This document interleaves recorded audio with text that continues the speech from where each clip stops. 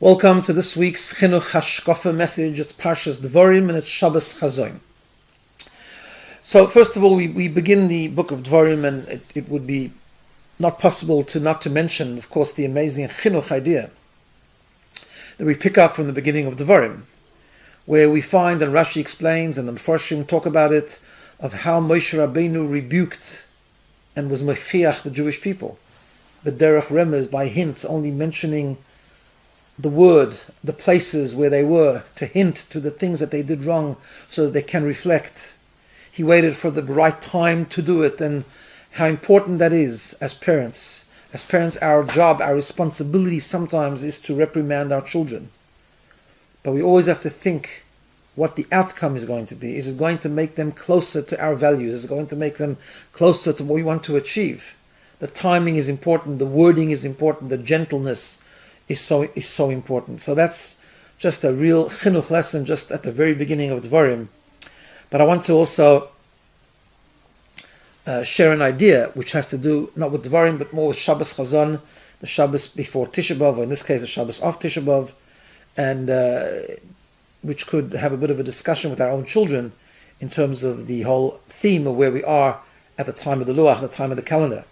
So this week, as we said, is Shabbos Chazon. Of course, it's called that because the Haftorah begins with the words Chazon Yeshayahu. It's the vision of Yeshayahu, the word Chazon. But there's also the famous vort, the famous idea from Rabbi Yitzchak of Barditchev, who said that it's called Shabbos Chazon because this Shabbos we are shown a vision of the third Beis Hamikdash. So to speak, every Shabbos Chazon, Hashem shows us a preview, gives us a little bit of a glimpse of the third Beis Hamikdash to make us more excited, to make us more willing and desiring to get the Beis Hamikdash back. And of course, being the 3 weeks, that is the theme. We want to have to be mechazik our emunah in the coming of Mashiach and the rebuilding of the Beis Hamikdash. So I want to share an idea that could spark a discussion between yourselves and your children. And it could also be a lesson in chinuch. Why do we need a Beis Hamikdash? Why are we missing the Beis Hamikdash? So of course there's many things. I mean, every single day in davening we say She'ibana Beis Hamikdash, Hashem should rebuild the Beis Hamikdash. Children sing She'ibana Beis Hamikdash. What is the focus? What is so important about the Beis Hamikdash? Of course, on a deeper level we know it's a place of Gilui Elokus, it's a place of where Hashem was revealed, it was a place of clarity. But there's also an idea that is brought down in the Sefer HaChinuch, very much connected to what the Ramban says. And there he talks about the idea of the Beis Hamikdash, but he also talks about the idea of korbanos, and it's a good discussion to have this Shabbos or around the next few days. And he says that we know that one of the reasons for the Beis Hamikdash and the korbanos is for us to change ourselves. Why is that? Because the power of action, as the Sefer HaChinuch brings very often, that our regesh, our feelings, follow the action that we do. And therefore, when we have something tangible, we have a place that is a place of godliness, and a place where we could bring a korban. Now, a korban has many functions. For example, a korban chatas is a sin offering. So it's not just enough to do tshuva. We actually have to bring the korban. We do something, when we do an action, we bring it down to the practice of actually bringing up a korban, showing, like the Ramban says, that really Hashem, we need to bring ourselves up, but Hashem in His chesed allows us to bring an animal. Sprinkling the blood, which represents the idea of channeling our chayas, our enthusiasm, our passion towards Hashem, redirecting our desires instead of doing things that are no good to do things that are good.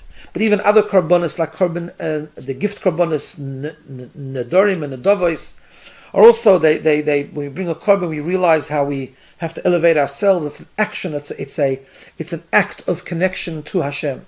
That's, in essence, it's a very big arichos, it's a very big lengthy discussion in the Sefer HaChinuch. You can check it out, but this is in essence what he's saying.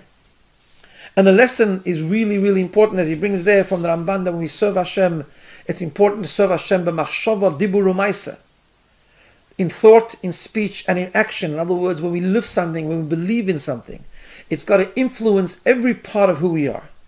It's got to be put into practice, because only then it has a real effect on us. Only then we fulfilled its really true purpose.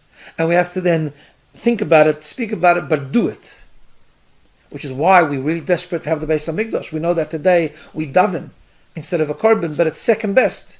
Because yes, when we daven, we're doing it b'machshava, we're doing it in thought, we're doing it b'dibur, we're doing it in speech, We maybe feel it, but we're not doing it in action. We're not bringing it down to behavior. So we daven every day, particularly on Shabbos Musaf and on Yom Tov, that we need a Beis Hamikdash so we can bring the Karbonis again, so we can bring it down to the world of action. But part of what we do is we need to also think about how we do that now. Obviously, we can't bring Karbonis before Mashiach comes, but this idea is so relevant to everything in life.